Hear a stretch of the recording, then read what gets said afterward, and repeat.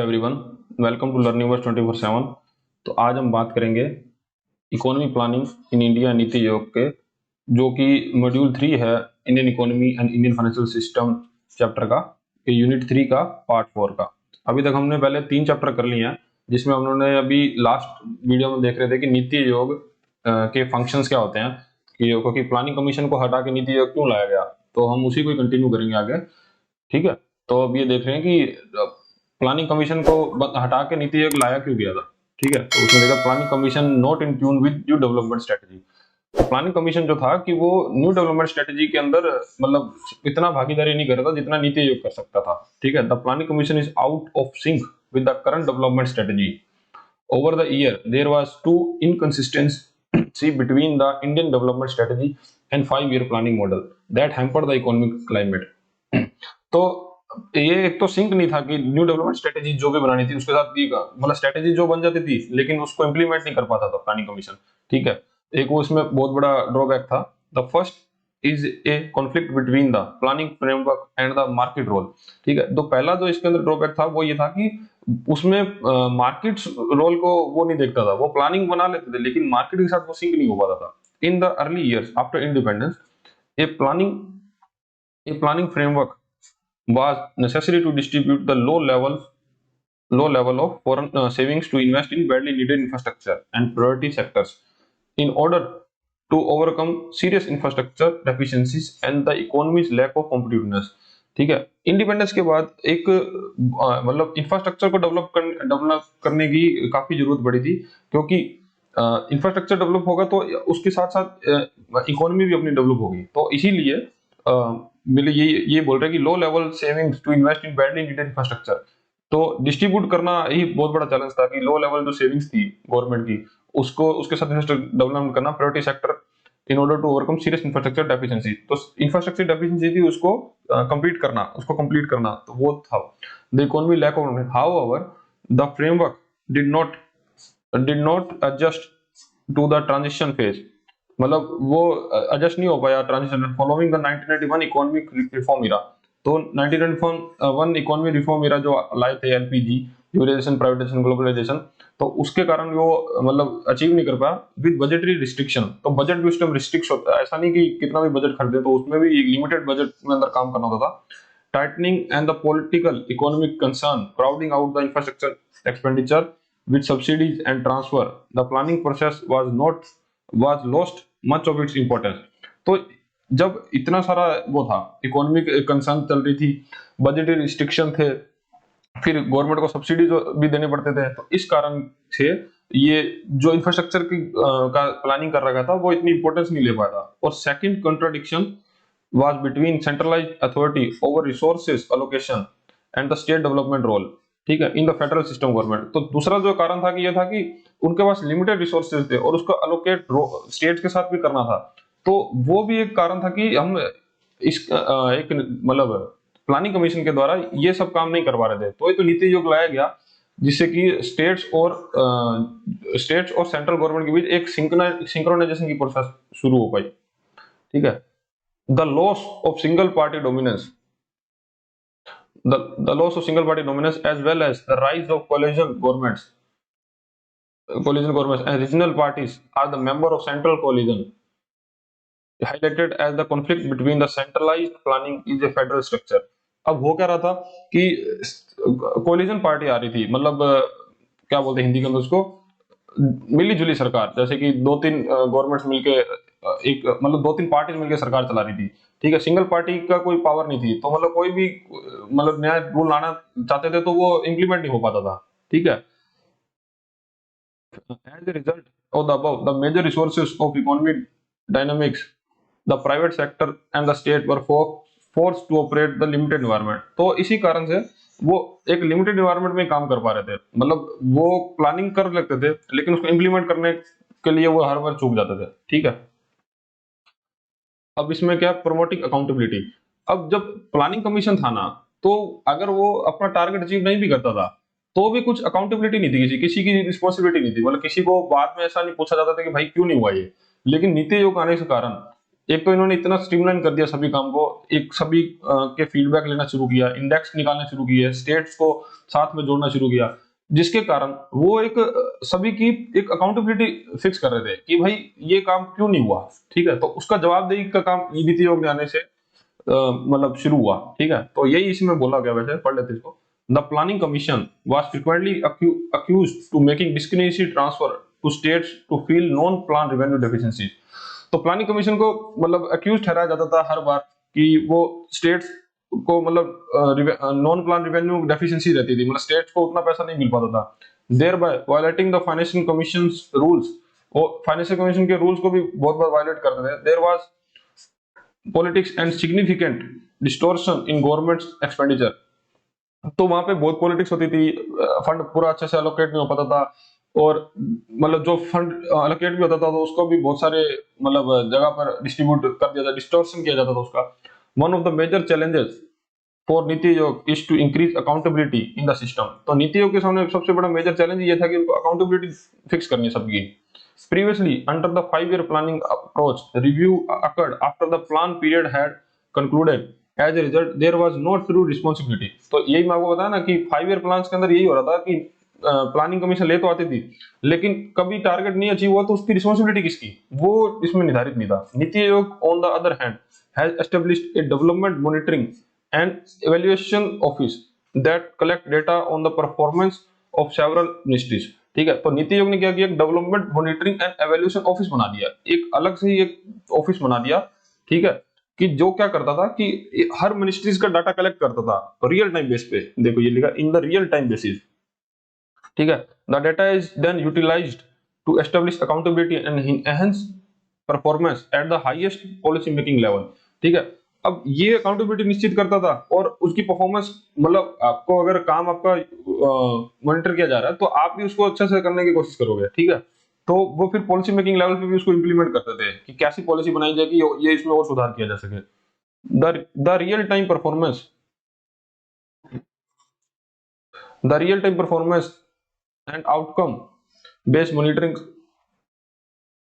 outcome monitoring and assessment of government activity has the potential to significantly improve government's efficiency, ठीक है। तो वही बोला गया कि मॉनिटरिंग और असेसमेंट की जाए तो उसको काम को अच्छे से इंप्रूव किया जा सकता है। और ठीक है, अब देखते हैं fiscal federalism and inter governmental coordination. अब प्लानिंग कमीशन के टाइम पे इंटर गवर्नमेंट कोऑर्डिनेशन नहीं होता था कि स्टेट गवर्नमेंट और सेंट्रल गवर्नमेंट सब अपने अपने तरीके से काम कर रहे हैं, लेकिन उनके बीच में कोऑर्डिनेशन करना बहुत जरूरी था। Through organised support initiative, Niti Aayog is viewed as a platform for promoting fiscal federalism among states, ठीक है। तो फिस्कल फेडरलिज्म लाया गया नीति आयोग के आने के बाद। For example, there is a significant overlap in performing legislative and executive tasks in concurrent issue, ठीक है। तो स्टेट्स और सेंट्रल गवर्नमेंट के काफी सी स्कीम्स के अंदर ओवरलैप हो रहा था, मतलब डबल एक ही काम को दो बार किया जा रहा था, ठीक है।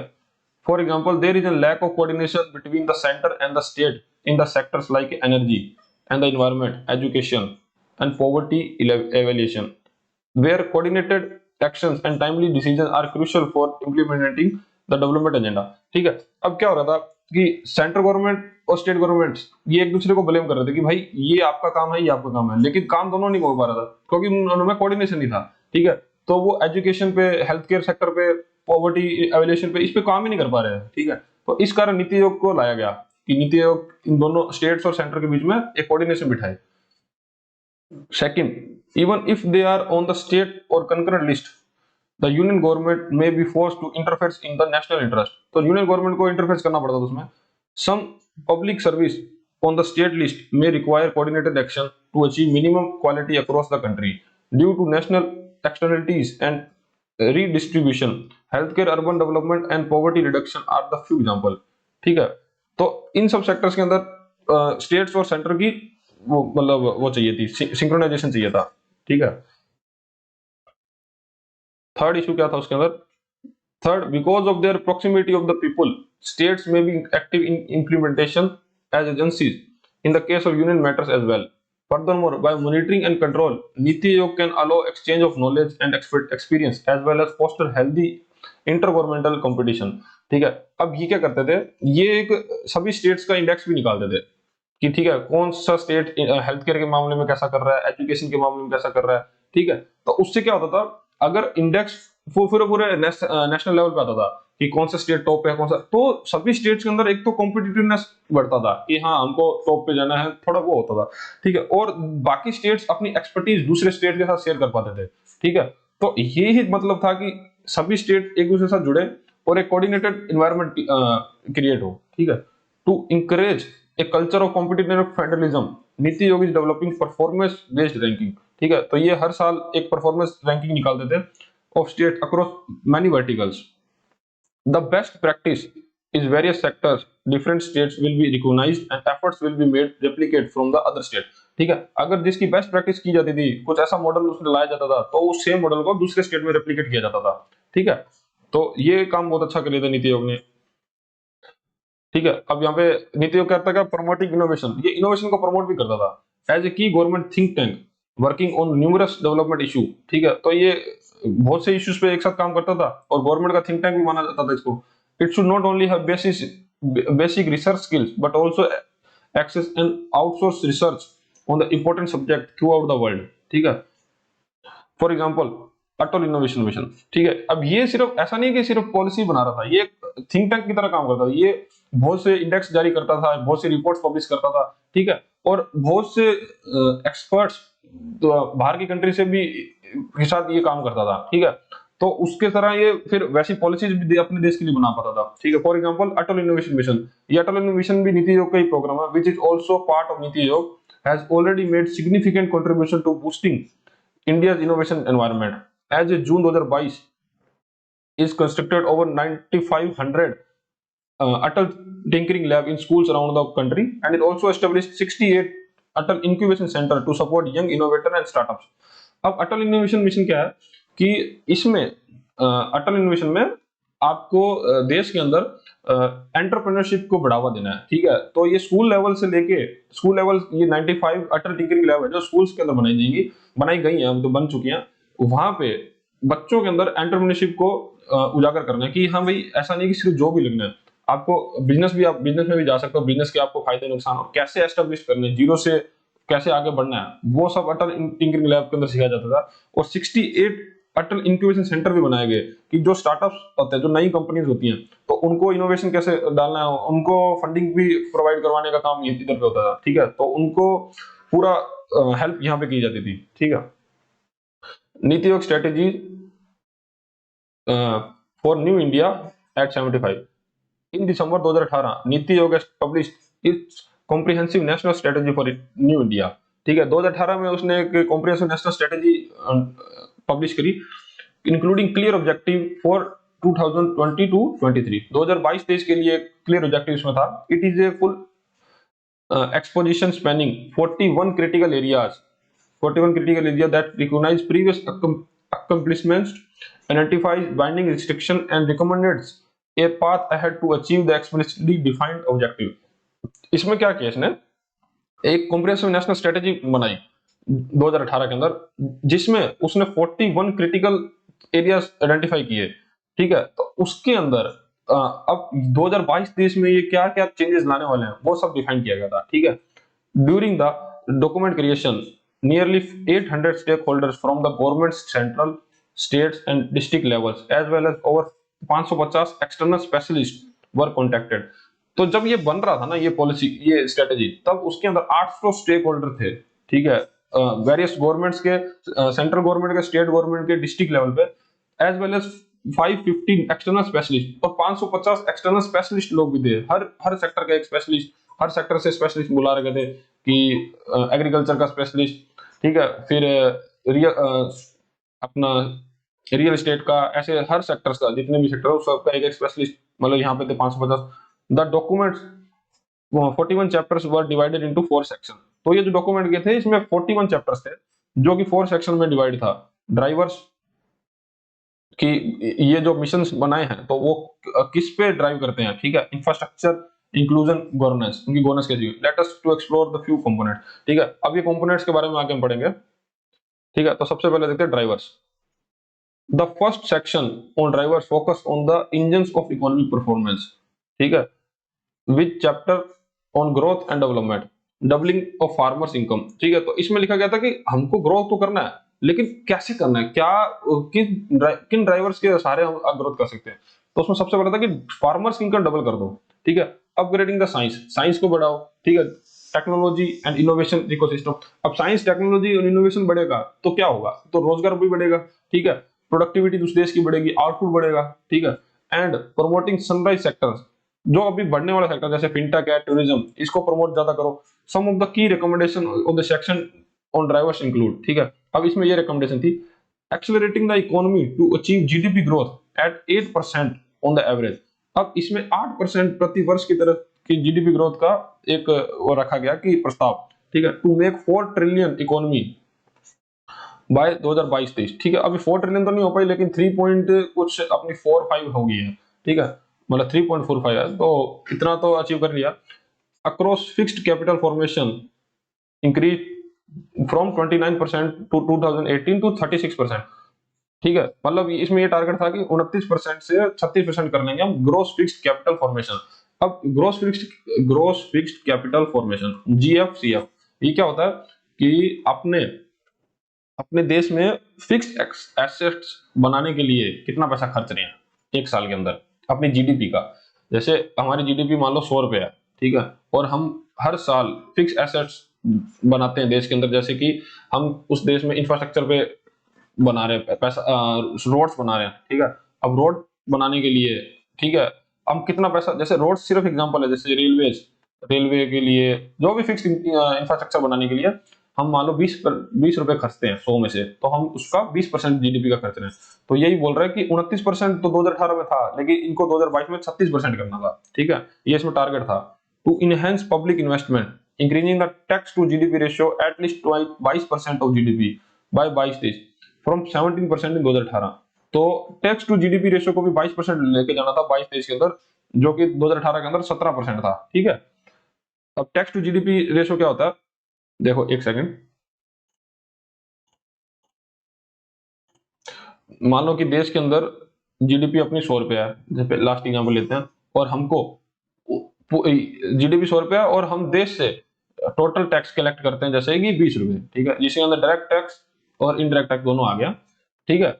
तो अगर 20 रुपए कलेक्ट करते हैं तो हम ये बोल सकते हैं कि 20% हमारा डायरेक्ट टू क्या होगा, टैक्स टू जीडीपी रेशो हो गया, टैक्स टू जीडीपी रेशो, ठीक है। तो यही मतलब है। तो इसका कहना था कि 22% उसको लेके जाना है, जो कि 17% था 2018 के अंदर, ठीक है। To raise exports of goods and service to $800 billion in the year of 22-23 as against 478 billion in 2018, ठीक है। तो यही कहना के चाहते हैं कि एक्सपोर्ट्स को भी बढ़ावा देने के लिए बात करी गई थी कि $800 बिलियन का होना चाहिए था 22-23 के अंदर, ठीक है। और अब 2018 में जितना 478 बिलियन था, ठीक है। और मेरे हिसाब से ये 800 बिलियन को टच नहीं कर पाए, शायद हम थोड़ा सा इसमें चूक गए, लेकिन 2023-24 का जो टारगेट हमने रखा है, ठीक है, ये इसमें नहीं बताएगा, लेकिन मैंने कहीं पढ़ा था वो $900 बिलियन का रखा गया, $900 बिलियन, ठीक है, एक्सपोर्ट्स का टारगेट, ठीक है। अब आगे देखते हैं। Continue exit the government from non-strategic public sectors units and further liberalizing the FDI regime. तो गवर्नमेंट है जो नॉन स्ट्रेटेजिक पब्लिक सेक्टर्स, ठीक है, जिसमें मतलब गवर्नमेंट को फायदा नहीं दिख रहा था, उससे एग्जिट कर रही थी, ठीक है। तो फर्दर लिबराइजिंग एफडीआई, तो मतलब एफडीआई फॉरेन डायरेक्ट इन्वेस्टमेंट बोलते हैं इसको, ये है एफडीआई। तो एफडीआई रिजीम को लिबराइज करने के लिए government non strategic public asset से सेक्टर से एग्जिट कर रही थी। To converting farmers to agri entrepreneur, ठीक है, एग्रीपर्न्योर्स, ठीक है। To further expanding e national agriculture market, तो जो फार्मर्स थे ना उसको ये एग्रीपर्न्योर, ये एक टर्मिनोलॉजी इसमें दी गई है, उसमें कन्वर्ट करना चाहते थे, जिससे कि फार्मर्स डायरेक्टली अपनी प्रोडक्शन को यहाँ पे बेच पाए ई नेशनल एग्रीकल्चर मार्केट में। To replacing the agriculture produce market committee act with agriculture produce and livestock market act. तो इसके अंदर ये जो एक्ट था, agriculture produce market committee act से agriculture produce and livestock market act में replace करना चाहते थे। Promoting zero budget national farming technique to reduce cost, improve land quality and increase farmers income. तो यहाँ इसके अंदर ये भी एक प्रमोट किया गया था कि जीरो बजट नेचुरल फार्मिंग करे जाए, फार्मर्स के द्वारा, जिससे क्या होता है कि लैंड क्वालिटी इंप्रूव होती है और फार्मर्स की इनकम भी बढ़ेगी। ठीक है, this has emerged the tested method to putting environment carbon back into the land, और कार्बन फुटप्रिंट्स भी कम होते हैं इससे। Replacing the commission on agriculture cost and prices by the agriculture tribunal. ठीक है, तो ये भी सीएसीपी को भी रिप्लेस करने की बात करी गई थी इसमें, to ensure maximum employment creation, complete codification of labour laws and massive efforts must be made to upscale expand entrepreneurship. ठीक है, अब अप्रेंटिसशिप को ज्यादा स्केल करने की बात करें। अप्रेंटिसशिप क्या होता है कि आपको मतलब आपकी एक तरह से इंटर्नशिप बोल सकते हो आप। इंटर्नशिप में जैसे कि आप इसमें अपना एक्सपीरियंस भी ले रहे हो और साथ में आप जॉब के लिए जॉब उसी जॉब में काम कर रहे हो और उसके आपको पैसा भी मिल रहा है। ठीक है, तो वो बोल सकते हैं। जो एसबीआई से हैं तो वो इससे ज्यादा अच्छा कोडिंग कर पाएंगे, क्योंकि एसबीआई हर साल अप्रेंटिसशिप का रिक्रूटमेंट भी करता है। To launch a mission explore in India by revamping minerals exploration and licensing policy. तो इसके अंदर एक मिशन भी लॉन्च किया गया था एक्सप्लोर इन इंडिया नाम से, जिससे कि मिनरल्स का एक्सप्लोरेशन मतलब किया जाए और लाइसेंसिंग पॉलिसी बनाई जाए। ठीक है, अब बात करेंगे इंफ्रास्ट्रक्चर की। The second section of infrastructure has 11 chapter that elaborate physical foundation of growth that are crucial to enhancing the competitiveness of Indian business and also ensuring the citizens ease of living. Following are the recommendation under this head. ठीक है, तो जो second section था infrastructure, उसके अंदर 11 chapter थे। ठीक है, अब 11 चैप्टर के अंदर इन्होंने क्या ध्यान दिया गया कि एक तो इंफ्रास्ट्रक्चर की ग्रोथ करी जाए, जिससे कि क्या है कि इंडियन मार्केट के अंदर एक कॉम्पिटिटिवनेस बढ़ेगा। ठीक है, तो बिजनेस भी उससे ग्रो करेगा and also ensuring the citizen ease of living. और जब इंफ्रास्ट्रक्चर बढ़िया होगा तो जो सिटीजन्स होंगे उस कंट्री के, उसका ईज ऑफ लिविंग भी बढ़ेगा। ठीक है, कि कितना इजीली वो वहां पे सरवाइव कर पा रहा है। ठीक है, तो इसमें क्या लिखा है, establishing real development authority, RDA बनाने की बात करी। The main function of RDA will be advising and making informed decision on integrated transparent and dynamic pricing mechanism in the for the railway. ठीक है, तो ये आरडीए की इसमें बात करेगी थी, इसमें इंटीग्रेटेड ट्रांसपेरेंट और डायनामिक प्राइसिंग मैकेनिज्म हो रेलवे के अंदर, क्योंकि रेलवे को मॉडर्नाइज करने की यहाँ पे हुआ था। Doubling the share of freight transported by coastal shipping and inland waterways. ठीक है, तो जो कोस्टल शिपिंग और इनलैंड वाटरवेज से जो कि फ्राइट प्राप्त होता था गवर्नमेंट्स को, उसको डबल करना था उसके शेयर को। ठीक है, developing an IT enabled platform for integrated different modes of transport and promoting the multimodal and digitized mobility। ठीक है, तो जो आईटी आईटी प्लेटफॉर्म को इनेबल करने से जो बहुत सारे अलग अलग ट्रांसपोर्ट के मोड थे उनको इंटीग्रेट करने का काम भी इसी में था। With the completion of Bharat net programme in 2019, all 2.5 lakh gram panchayat will be digitally connected. ठीक है, तो इसमें ये भी एम एक रखा गया था कि 2.5 लाख ग्राम पंचायत को भी डिजिटली कनेक्टेड करना था एक दूसरे से। ठीक है, aim to deliver all government service at the state, district and gram panchayat level digitally by 22। ठीक है, तो जो स्टेट, डिस्ट्रिक्ट और हर लेवल पे जो कि गवर्नमेंट की स्कीम थी उसे डिजिटली प्रोवाइड करना था, इसलिए 2.5 लाख ग्राम पंचायत को जोड़ने का टारगेट रखा गया था। देखते हैं inclusion. The section on inclusion deals with the urgent task investing on the capabilities of the all Indian citizens। ठीक है, तो ये जो इंक्लूजन है ये इंडियन सिटीजन्स के की नीड्स के लिए, मतलब जो उनका अर्जेंट उनको रिक्वायरमेंट है उस पर काम करता था। The three themes in this section revolve around the dimension of health, education, planning in India and mainstreaming the traditional marginalized section on the population। ठीक है, तो ये हेल्थ, एजुकेशन और प्लानिंग पे काम करता था और ट्रेडिशनल जो मार्जिनलाइज सेक्शन है पॉपुलेशन का उस पे भी काम करता था। द फॉलोइंग की recommendation of under the head successfully implementing the Ayushman Bharat program, including the establishment of 1.5 lakh health and welfare centers across the country and rolling out the प्रधानमंत्री जन आरोग्य अभियान PMJAY। ठीक है, तो इसमें आयुष्मान भारत प्रोग्राम को implement करना था। ठीक है, जिसमें 1.5 lakh health and wellness centre बनाए जाएंगे देश के अंदर। ठीक है, और प्रधानमंत्री जन आरोग्य अभियान को भी इसमें इंप्लीमेंट करने का काम था।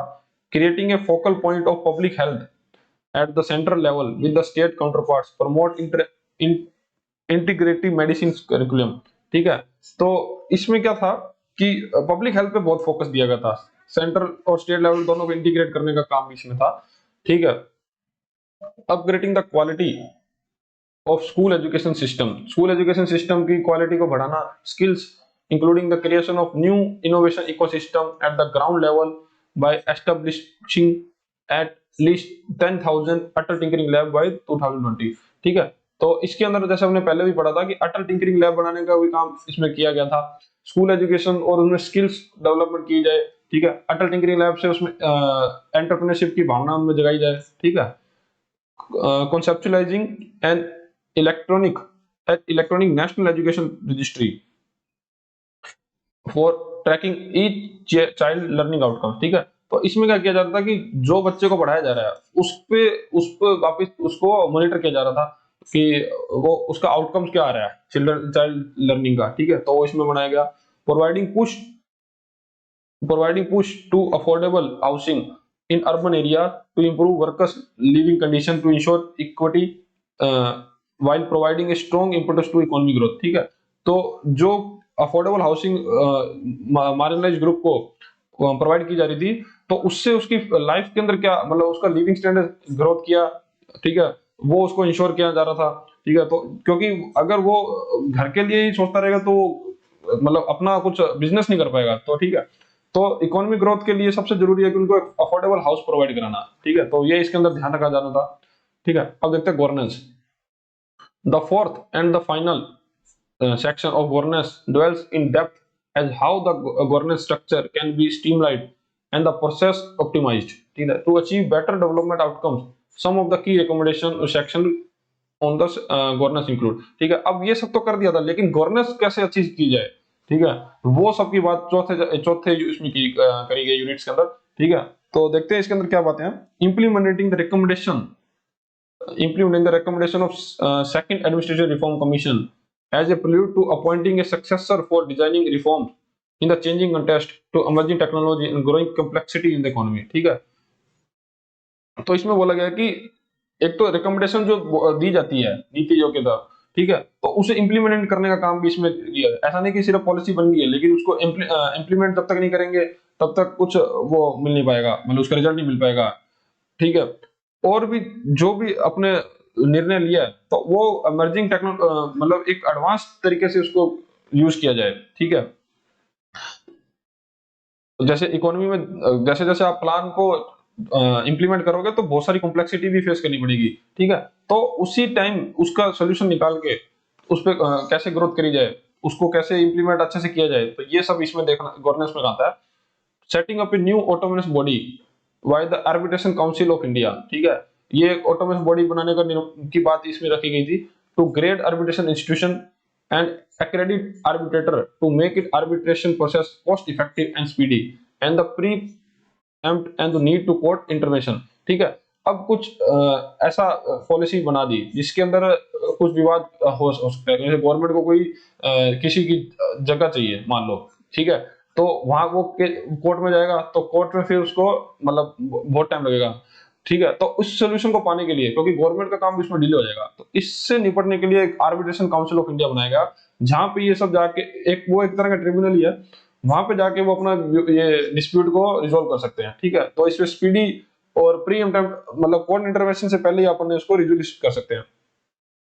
Addressing the backlog of pending cases, shift part of workload out और रेगुलर कोर्ट सिस्टम, ठीक है। तो यही बात करेगा कि जो कोर्ट के अंदर इतना जाके टाइम खराब होगा, तो उसके लिए इसमें मतलब प्रावधान था।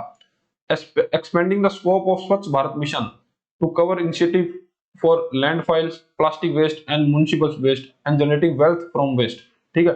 तो इसके अंदर क्या था कि अब जैसे कितने बायोगैस प्लांट लगते हैं, ठीक है, और काफी मतलब वेस्ट से भी आप वेल्थ कमा सकते हैं, तो ऐसा मतलब ऐसे प्लांट्स हैं उसमें कि आप अपने उसमें वेस्ट डालो, उससे खाद बना सकते हो, ठीक है। तो वो भी तो इसमें स्वच्छ भारत मिशन को लाया गया, जिससे कि प्लास्टिक वेस्ट, म्युनिसिपल वेस्ट और लैंड फाइल्स से आप मतलब लोगों को एम्पावर भी कर रहे थे, और इनकी स्किल उनको मतलब उसके लिए जागरूक भी कर रहे थे कि ऐसा भी काम हो सकता है, ठीक है। तो ये इसी के अंदर ही था गवर्नेंस के अंदर। अब देखते हैं financial resource of economic plans. अब इकोनॉमी जब प्लान किया जाता है उसमें फाइनेंशियल रिसोर्स गवर्नमेंट के पास क्या रहते हैं, ठीक है। तो इंडिया के अंदर तीन फाइनेंशियल रिसोर्स है। In India there are three key resources to fund available by for funding economic plans, ठीक है। तो सबसे पहले डोमेस्टिक बजटरी रिसोर्सेज, फिर डेफिसिट फाइनेंसिंग, ठीक है, और तीसरा foreign assistance. Domestic budgetary resource क्या है कि आपके पास गवर्नमेंट के पास डोमेस्टिकली कहां से रिवेन्यू आ रहा है, ठीक है।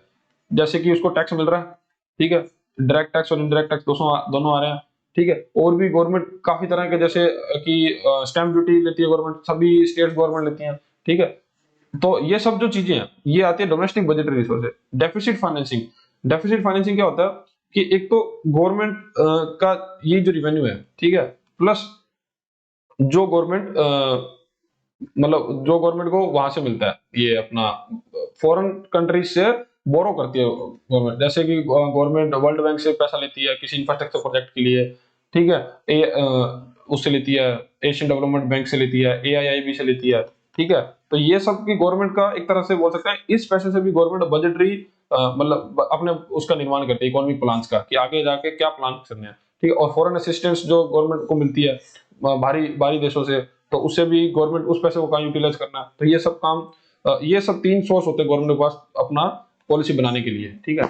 अब देखते हैं पहला, domestic budgetary resource. Domestic budgetary resource contributed the most to plan financing among the three primary resources. तो डोमेस्टिक पब्लिक रिसोर्स सबसे ज्यादा कंट्रीब्यूट करती है प्लान बनाने के लिए, ठीक है। Taxation is among the most significant domestic budgetary resource for the channelizing fund for planning, ठीक है। तो जैसे अभी बताया आपको मैंने कि टैक्सेशन है जो वो सबसे मोस्ट सिग्निफिकेंट है डोमेस्टिक बजटरी रिसोर्स के अंदर। aside from revenue, additional domestic fiscal resource such as public borrowing, ठीक है, small savings, public entrepreneurship surplus also contribute the significantly supporting the our programs। Taxation के अलावा पब्लिक बोरोविंग, ठीक है, small saving schemes, जो अपने स्मॉल सेविंग स्कीम्स के अंदर पैसा डालते हैं, ठीक है। और गवर्नमेंट द्वारा और भी बहुत सी स्कीम्स चलाई जाती हैं जो कि एक फिक्स टाइम के लिए होती है, मतलब उससे पहले आप उससे विड्रॉ नहीं कर सकते, ठीक है। तो उन पैसे से का भी इसमें योगदान होता है गवर्नमेंट प्लानिंग के अंदर। In the amount allocated from the federal and the state budget to funds the programme involving investment during the plan period, ठीक है। तो उसी इन पैसों से गवर्नमेंट पॉलिसीज बना सकती है। It is the central share in the 5 year plan as well as assistance provided to the state to their 5 year plans, additional funding to the national government, ठीक है। अब ये जो सेंट्रल का शेयर है जो 5 year प्लान्स का, तो गवर्नमेंट स्टेट्स को भी उसके लिए जागरूक करती है, असिस्टेंस करती है, ठीक है, कि वो फंडिंग को कैसे यूज करना है, ठीक है। अब देखते हैं अब हम बात करेंगे डेफिसिट फाइनेंसिंग की। Deficit financing can happen when the total income of the government revenue account plus capital account fall below the its total expenditure। देखो, टोटल गवर्नमेंट की इनकम क्या होती है, रिवेन्यू अकाउंट की और कैपिटल अकाउंट की। Revenue account क्या होता है, जैसे गवर्नमेंट को टैक्स मिलता है, ठीक है, इनडायरेक्ट टैक्स और डायरेक्ट टैक्स, जैसे इनकम टैक्स और जीएसटी, ठीक है।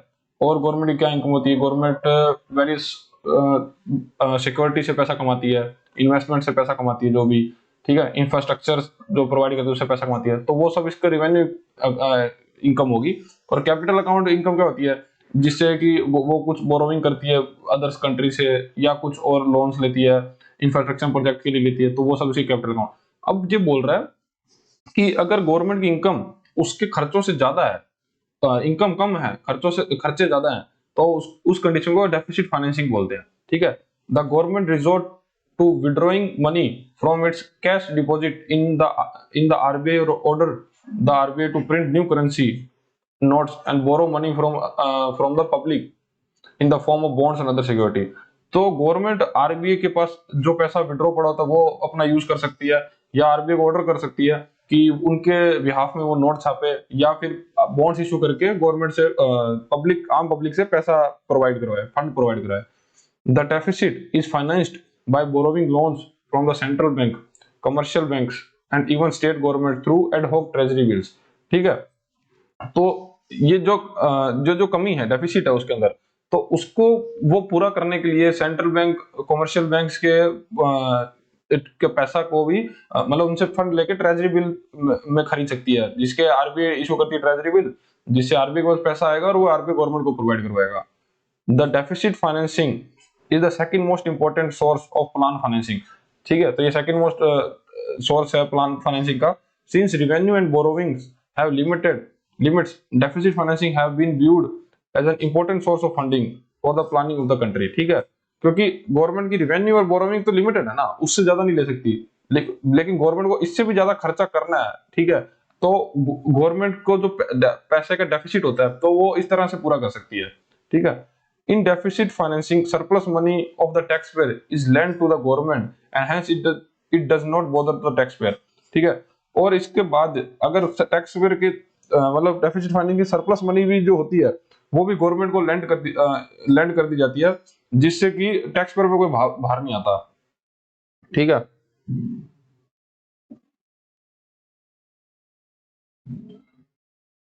The different type of deficit financing are, तो डेफिसिट फाइनेंसिंग इस तीन तरह की होती है।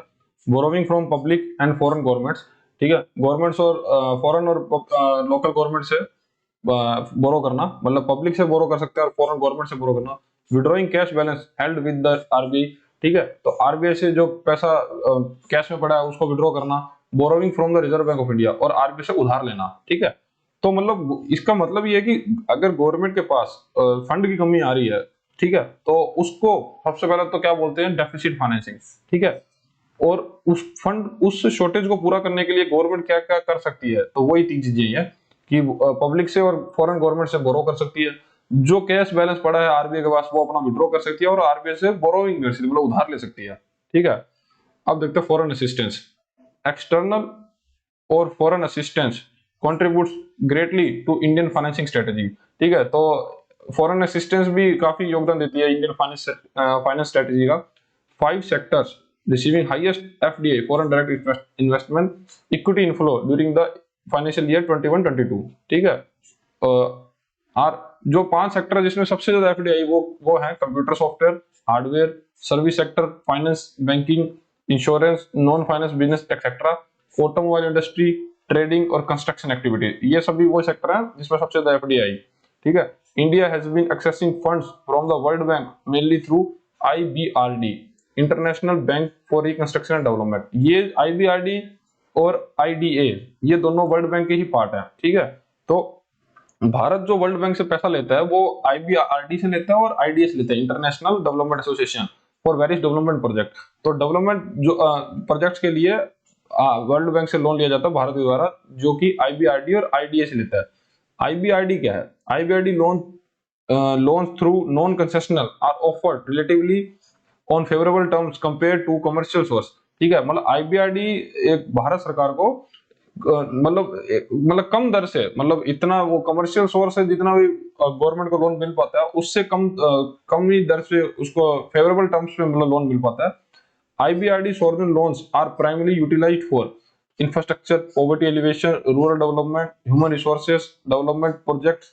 ठीक है, तो आईबीआरडी से इन सभी पर्पस के लिए लोन लिया जाता है। IBRD aims to reduce poverty, गरीबी कम करने के लिए, बाय प्रमोटिंग सस्टेनेबल डेवलपमेंट के लिए loan through loans, guarantees and no lending service. ठीक है, तो आईबीआरडी क्या करता है, उसका मेन एम है पॉवर्टी को रिड्यूस करना। ठीक है, और उसके साथ ही वो सस्टेनेबल डेवलपमेंट को मतलब प्रमोट भी करता है। ठीक है, और काफी गारंटीज भी गवर्नमेंट के बिहाफ में देता है ये। ठीक है, और as India is developing and modernizing, the Indian government is also lending a helping hand to poor nation across the world। ठीक है, तो अपने इंडियन गवर्नमेंट पुअर देशों को भी लोन प्रोवाइड करवाती है।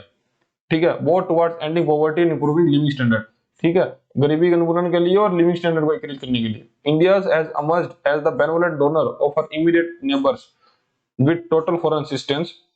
ठीक है, including technical and economic cooperation. तो भारत है जो वो मतलब एक दयालु डोनर की तरह अपने इमीडिएट नेबर्स को, पड़ोसी देशों को भी फॉरेन असिस्टेंस प्रोवाइड कराता है, टेक्निकल और इकोनॉमिक कोऑपरेशन करता है उनके साथ, and loans to foreign governments increasing dramatically over the past year. ठीक है, तो भारत का योगदान गरीब देशों के लिए काफी बढ़ रहा है, क्योंकि वो उससे एक मतलब उनको असिस्टेंस भी प्रोवाइड कराई जाती है, जिसके साथ साथ उनको एक कॉर्पोरेशन मतलब टेक्निकल और इकोनॉमिक कॉर्पोरेशन भी भारत के द्वारा आज अब बढ़ गया है। अब देखिए ये पूरे चैप्टर का सम अप कर लेते हैं, ठीक है, जो भी हम लोगों ने पार्ट्स के अंदर चैट देगा उसका ये सम अप है। ठीक है, planning is a vital component of every economy, ठीक है, and is carried out at many levels. It is skills of reaching any sort of objective utilizing the resource at hand. ठीक है, तो planning है जो एक बहुत महत्वपूर्ण कंपोनेंट है सभी इकोनॉमी का। मतलब प्लानिंग के बिना आप कोई भी सस्टेनेबल ग्रोथ नहीं कर पाओगे। ठीक है, तो ये मतलब आपसे सीधा ही क्वेश्चन ये आ सकता है कि प्लानिंग सभी इकोनॉमी का एक वाइटल कंपोनेंट क्या है, तो प्लानिंग। ठीक है, ऐसा क्वेश्चन आएगा। India has a centralized planning procedure that offers a broad framework for the economy's developmental and investment requirement. ठीक है, the planning commission was in charge of planning in since 1950. ठीक है, तो ये पूछ सकते हैं कि प्लानिंग कमीशन का निर्माण कब हुआ था, 1950 के अंदर। ठीक है, depending on the goals planning में be categorised into several types. ठीक है, तो आपके गोल क्या है उस हिसाब से प्लानिंग को बांटा गया है, कैटेगराइज्ड किया गया है। From A territorial stand point planning में भी रीजनल और नेशनल। टेरिटरी के हिसाब से देखें तो प्लानिंग रीजनल और नेशनल हो सकती है। सिमिलरली पॉलिटिकल स्टैंड पॉइंट से देखें तो planning might be federal, state और लोकल। ठीक है, एक देश के लेवल पे हो सकती है, एक राज्य के लेवल पे हो सकती है और लोकल लेवल पे भी हो सकती है। ठीक है, अब देखते हैं चौथा पॉइंट, प्लानिंग में भी क्लासिफाइड एज सेंट्रलाइज्ड और decentralised planning from the standpoint of participation. ठीक है, पार्टिसिपेशन के स्टैंड पॉइंट पे देखें तो वो सेंट्रलाइज भी हो सकती है और डिसेंट्रलाइज भी होती है। मतलब एक ही जगह से प्लानिंग के लिए पूरे देश के लिए, या फिर अभी स्टेट्स और लोकल अथॉरिटीज के द्वारा प्लानिंग करी जाए। From A temporal stand point planning might be long term, short term. Long term के लिए प्लानिंग भी हो सकती है, शॉर्ट टर्म के लिए हो सकती है। सिमिलरली प्लानिंग में भी सेक्टरल और जियोग्राफिकल, सेक्टर वाइज भी बांट के कर सकते हैं और जियोग्राफिकल वाइज भी बांट के उसको कर सकते हैं। ठीक है, तो प्लानिंग बहुत तरीके से हो सकती है। National institution of transforming India, ठीक है, generally known as NITI Aayog. NITI Aayog was established on 1 January 2015 by the resolution of Union Cabinet and replaced Planning Commission। अब देखो 1950 में प्लानिंग कमीशन को निर्माण किया गया था और उसको प्लानिंग कमीशन को रिप्लेस करके 1 जनवरी 2015 से नीति आयोग का निर्माण किया गया था। ठीक है, नीति Aayog is chaired by prime minister, तो नीति आयोग को प्राइम मिनिस्टर द्वारा चेयर किया जाता है। The governing council of Niti Aayog is made up of chairman, x official members of Niti आयोग, vice chairman, full time members, chief minister of state, lieutenant governors of Andaman and Nicobar islands. ठीक है, स्पेशल इन्वाइटीज ऑफ नीति आयोग। ठीक है, तो इस चेयरमैन उसका prime minister होता है और बाकी सब गवर्निंग काउंसिल के मेंबर्स इतने लोग होते हैं। ठीक है, इन दिसंबर 2018 NITI Aayog published A comprehensive national strategy for new India with a full exposition spanning of 41 critical areas. ठीक है, तो ये पूछ सकते हैं कि कितने क्रिटिकल एरिया थे, 41 थे उसके अंदर।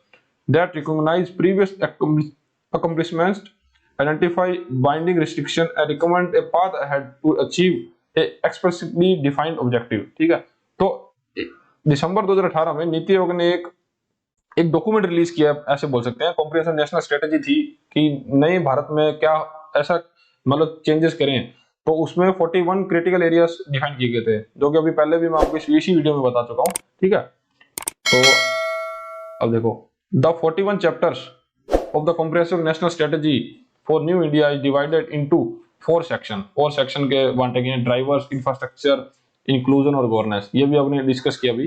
ठीक है, इन इंडिया देयर आर 3 की resources of funds available for funding economic plans, domestic budgetary resources, deficit financing और फॉरेन असिस्टेंस। ये भी अभी पढ़ा उन्होंने। Taxation is the among the most significant domestic budgetary resource for channelising fund for planning. ठीक है, तो टैक्सेशन जो है वो मोस्ट सिग्निफिकेंट रिसोर्स है डोमेस्टिक बजटरी। ठीक है, तो अब देखते हैं MCQ. Which among the following contribute the most to plan financing in India.